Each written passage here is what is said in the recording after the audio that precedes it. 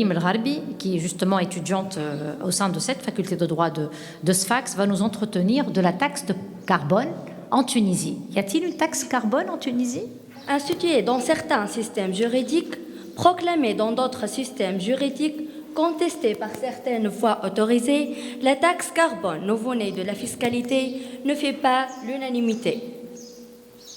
La taxe carbone désigne un impôt environnemental proportionnel aux quantités de dioxyde de carbone émises lors de la production et ou de l'usage d'une ressource, d'un bien ou d'un service. Elle est de plus en plus présentée comme la solution miraculeuse. Passez, s'il vous plaît.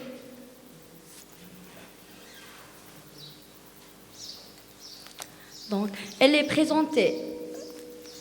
plus en plus présentée comme la solution miraculeuse aux maux environnementaux de la planète. Et la question s'est aussitôt posée sur le bien fondé de son institution en Tunisie. Délicate et fortement épineuse, la question de l'institution de la taxe carbone en Tunisie risque même, compte tenu des répercussions de son institution par des systèmes juridiques liés au système tunisien, d'être une nécessité, voire une fatalité. Historiquement, la question environnementale était préoccupante.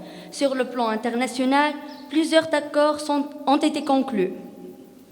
Récemment, en 2022, la Commission européenne, le Parlement européen et le Conseil de l'Union européenne sont parvenus à un accord qui permet d'instaurer une taxe carbone aux frontières, appelée mécanisme d'ajustement carbone aux frontières. Cet accord est parfois qualifié de taxe carbone. L'utilisation de l'instrument fiscal pour le financement d'une certaine politique pour la protection de l'environnement a débuté en Tunisie en 1885. Cependant, éparpillés et divers, ces instruments ne s'inscrivent malheureusement pas dans le cadre d'une vision cohérente de l'instrumentalisation de l'impôt pour la protection de l'environnement et paraissent moins efficaces que la tarification du carbone. Ne pouvons plus rester encore indifférents. Le droit tunisien a récemment introduit, en vertu de l'article 51 de la loi de finances pour l'année 2024, un nouveau prélèvement appelé taxe carbone. L'introduction à la hâte d'une taxe dite taxe carbone en droit tunisien n'est-elle pas paradoxalement de nature à nuire la compétitivité des entreprises tunisiennes sans pourtant répondre au souci mondial garantissant de justice environnementale? Deux axes nous permettent de répondre à cette problématique. En fait, si l'introduction de la taxe carbone est nécessaire, sa consécration en droit tunisien paraît embryonnaire. L'introduction de la taxe carbone est nécessaire, d'un côté, de la prise de conscience progressive en Tunisie et de l'autre côté, de l'opportunité de son instauration.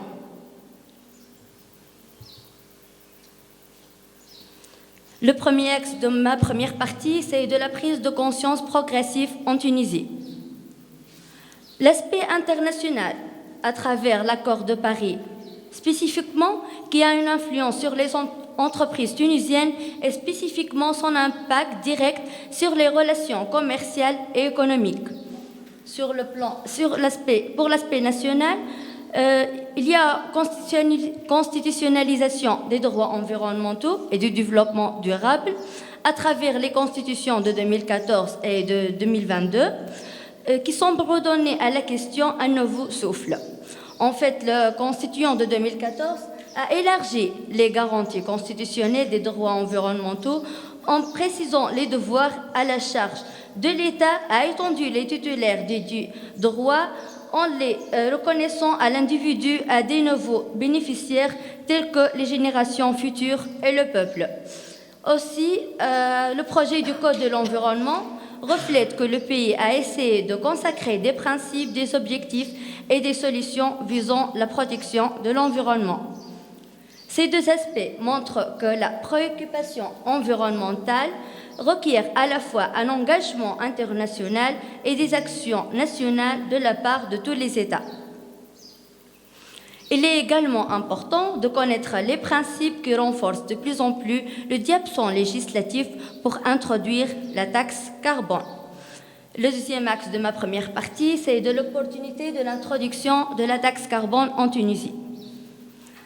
La taxe carbone fonctionne conformément au principe du pollueur-payeur. Plus qu'un produit émet de gaz à effet de serre, plus qu'il est taxé. Mais ce principe est mal appliqué, ce qui pose un problème. D'abord, la connaissance du lien entre le coût du dommage à prévenir et le montant du prélèvement.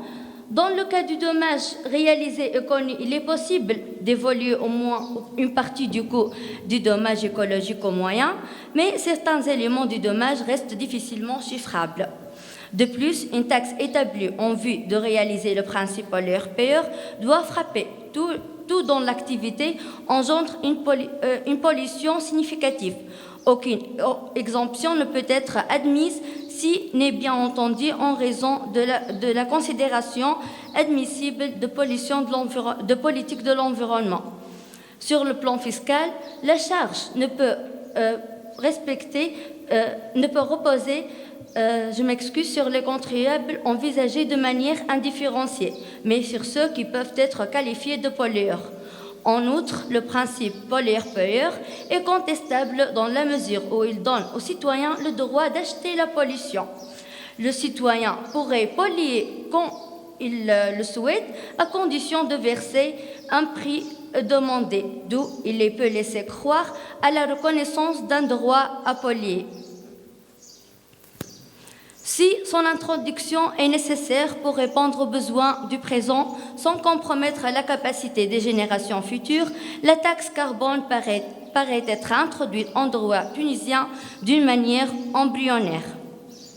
Il s'agit d'une introduction embryonnaire compte tenu d'actions attendues en droit tunisien par rapport des actions adoptées.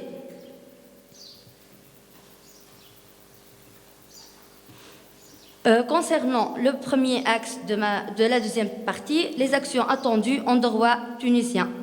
Parmi les actions attendues, c'est le mécanisme d'ajustement carbone aux frontières. En fait, ce mécanisme vise à soumettre les produits importés dans le territoire douanier de l'Union européenne à une tarification du carbone équivalente à celle appliquée aux industriels européens fabriquant ces produits, encourageant ainsi des pratiques de production plus propres à l'échelle mondiale. Le mécanisme d'ajustement carbone aux frontières, adopté par la Commission européenne, est officiellement entré en vigueur le 16 mai 2023 et le paiement de cette taxe ne deviendra obligatoire qu'à partir de janvier 2026. Entre-temps, une phase transitoire d'application du mécanisme d'ajustement carbone aux frontières et de mise en place des procédures administratives débutera le 1er octobre 2023 et s'étalera jusqu'à le 31 décembre 2025. Durant cette phase, le règlement s'appliquera aux exportations vers l'Union européenne des produits dont les émissions de carbone sont les plus élevées, comme le fer, l'acier, l'aluminium, l'engrais, l'électricité et l'hydrogène. Quels sont les avantages de son adoption en droit tunisien? En fait, les avantages de ce mécanisme se manifestent dans la proximité avec l'Europe, le riche réservoir du capital humain, l'intégration du secteur privé dans les chaînes de valeur mondiales. Donc, la décarbonation doit être un choix pour les entreprises tunisiennes exportatrices. Pour le fisc et pour les entreprises tunisiennes, elle exige des investissements dans des technologies et des processus de production plus propres, ce qui peut entraîner des coûts initiaux importants. Elle offre la possibilité aussi de se positionner en tant qu'acteur responsable et respectueux de l'environnement sur le marché international, répondant ainsi à une demande de croissance des consommateurs pour des produits durables. En collaborant étroitement avec le gouvernement et en investissant dans des pratiques durables, les entreprises peuvent non seulement répondre aux exigences réglementaires, mais aussi tirer parti des nouvelles opportunités de marché dans une économie verte en pleine expansion. Toutefois, les actions adoptées par le droit tunisien sont différentes. En effet, le projet de loi de finances pour l'année 2024 constitue un nouveau départ. C'est un projet qui porte dans l'esprit des ambitions et des mesures garantissant une transition écologique à travers l'exposé de motifs de l'article 39 du projet de loi de finances. Je vais parler en langue arabe. وورد ضمن جرح الأسباب مواكبة التمشي الدولي الرامي إلى إحداث وتعميم المعلوم على الكربون يقترح الترفيع في المبالغ المعلوم الموظف على المنتجات الطاقية المستهلكة بمضاعفتها 5 مرات واعتبار هذا المعلوم كمعلوم على الكربون ومن جهة أخرى ولإرساء المعلوم على الكربون بصفة تدريجية يقترح الترفيع في المعلوم على تذاكر الرحلات الجوية والبحرية etc. Selon l'exposé de motifs de cet article, il s'agit d'une augmentation des montants des prélèvements de certains produits énergétiques et sur le prix des billets de voyage aériens et maritimes. Cette augmentation est qualifiée par le législateur, je cite, est considérée taxe carbone. Ambitieuse la version du projet de loi de finances puisqu'elle marque la volonté du gouvernement de réaliser un progrès donné à la fiscalité verte et qui constitue un instrument puissant de la lutte contre les émissions de gaz à effet de serre et contre la pollution de l'air. Toutefois, ce projet n'a pas été adopté par les représentants du peuple et une taxe carbone défigurée est instituée. Une certaine régression quand on compare l'article 39 du projet de loi de finances à celui de l'article 51 de la loi de finances pour l'année 2024.